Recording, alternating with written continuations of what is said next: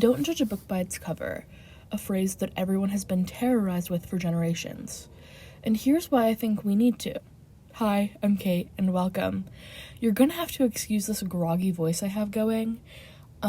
Based on, the vein of my community, I have to either film these really early in the morning, or that's really the only time, because people are always awake and making noise.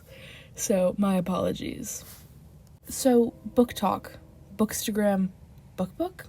I don't know. What I do know is that the spicy book community has been terrorizing my feed for months. From alpha omega alternative universes to sports romance to stalker romance, what they all have in common is their sexual overtone. These books are infiltrating the widespread genre that is contemporary romance. Contemporary romance is known as the most popular of the romantic genres and is loosely described as a romance taking place in a setting after World War II. There are many subgenres such as romantic comedy, erotic romance, suspense, although many of these titles can fit into multiple subgenres. Therefore, the subgenres really don't hold much merit anymore. I think these lack of subgenres holding any merit does a grave disservice to the book community, and I think it's caused by trope culture, where everything kind of has to follow the same copy-paste format, so it has to be filled with sex, but also somehow be enemies to lovers, or brother's best friend, or whatever. So these subgenres really did a good job at making sure every piece was unique. However, now that we have this copy-paste format, no piece is unique, and no piece can really fit into any sort of subgenre. They all are kind of subdued in the same. However, I digress. Romance, now contemporary romance, is a genre that has long been criticized, books being seen as scandalous, so much so that a slutty Halloween costume in the 18th century was a novel. This genre has faced all kinds of criticism, from its perceived juvenile nature to its poor quality writing. Contemporary romance is less than immune to criticism. However, this influx of contemporary romance, there has been a shift in style. What I believe to be this first turn of a change of contemporary romance would have been Colleen Hoover's It Starts With Us.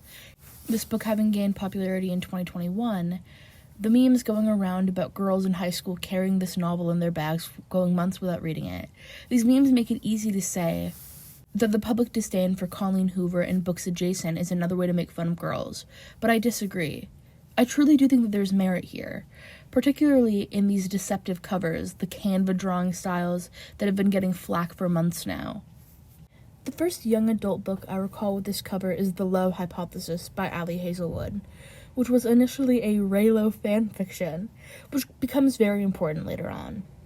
The cover, as you can see, is sweet, very youthful with the pastels and the sweet, wholesome scene. However, the book is filled to the brim with smut, which is incredibly concerning, seeing this jarring juxtaposition between the cover and the content. The same goes for the popular hockey romance Icebreaker. I do a video about hockey romances. If you have any interest, I will link it below. But I digress.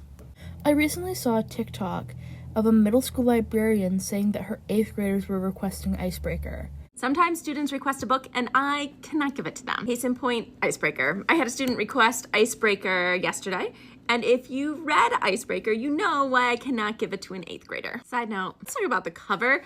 The cover looks like any young adult novel, so if you are a parent buying your kid a book at Target, you might not know from just looking at the cover just how spicy it is. We don't have it in our library. None of the libraries in my region have a copy of this book. It is not a school book. But we don't want to leave a kid hanging. If they're looking for a book like Icebreaker, I got books like Icebreaker that are just more junior high-ish. So here's what I recommended they check. These people are born in 2011. These are 13-year-olds.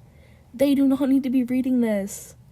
I think this librarian's lack of concern in the video is understandable, given that she's grateful that anyone in Gen Alpha is trying to read, given their issue with illiteracy. Ashley Viola has a great video about this that I'll link below. But these covers are inconspicuous for the content that they actually show. I've also recently seen a new trend on Instagram where a writer will show the cover of their novel, talk about how sweet and fluffy the cover looks, and then juxtapose it with the smutty content that the book is actually infested with. I bet the inside is just as cute. With the way that these covers look, and the way that Gen Alpha is on social media so much, it makes it seem as though these novels are targeted towards younger demographics, which is extremely concerning, as what we are witnessing with late millennials and early Gen Z growing into fruition with the minds that were reading and writing smutty Kidnapped by One Direction fanfiction on Wattpad.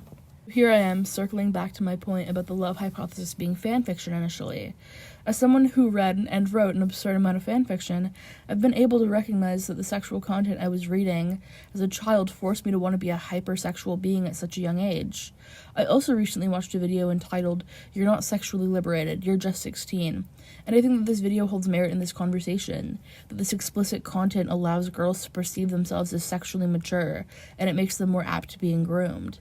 But in this case, my fanfiction consumption as a child, my family couldn't be held responsible in any capacity because they didn't know what the content of my Wattpad library held, and they didn't know that erotica was lingering in my young brain. But in this case of these books, parents do have knowledge and can be held accountable. Again, these covers are absurdly deceptive. So a parent sees their child asking for a book like Icebreaker with a cute cartoon and compares it to the likes of Diary of a Wimpy Kid or Heartstopper, both of which being incredibly wholesome books, both for obviously slightly different demographics, but nevertheless, they're both geared towards children. But in fact, it's actually hundreds and hundreds of pages of unrealistic sex, which is giving these girls false expectations that porn gives men. I'm not saying that all people have to read our classics. I watched a really interesting video by According to Elaine about the war on classics and how classic literature is actually deterring a lot of people from reading classic literature based on the way that people who read classics discuss themselves and hold this very pretentious attitude. But regardless, I don't think that books that look like they should be seen in a middle school need to rival that of Fanny Hill. I think that books of such a sexual nature need to be hidden from children and not advertised in such a frilly way on TikTok, Instagram, and YouTube. Parents, I'm begging you to keep your children safe. Authors, please stop writing these trashy copy-paste romances. And social media companies, please stop advertising this to me. As a really quick editor's note, I want to note that I was reading an article by The Independent, and they were saying that these covers are so cartoonish because they're attempt to be discreet and to not have people feel shame for reading these erotic books in public, which I discussed in my hockey video how weird it is that people read these books in public. And a YouTuber or influencer named Kiera Lewis talking about her vaginal secretion as she's reading these books in public that are, unassuming books. However, I understand the reason that people want these to be discreet. However, I think having them be discreet does create more issues than it does solve. I think you don't need to be reading these books in public. You can read them in the comfort of your home with their horrible initial covers, but they show their smut, and I think that we don't need children reading this smut. We don't need children being drawn towards this cartoonish animation on the cover. I just wanted to note that I do know that discrete covers are a thing for a reason. I just don't think that this reason in this case is particularly productive. But I also wanted to thank you guys for the amount of support that my last video got by Max and Ruby. I was so not expecting that to happen. I don't know. It's not a lot, for the grand scheme of things. But, being someone who has, 4 videos on this channel, I think it's pretty great. So, thank you guys so much. I'm hoping to, replace the current editing thing I do with something more interesting in the future. I just am very busy, and these videos are kind of an outlet for me because I don't have a roommate anymore, so I just, have so much to say but no one to say it to, and I have so many opinions, and yeah, so thank you guys so much for enduring the poor editing quality and my odd opinions. Thank you guys so much.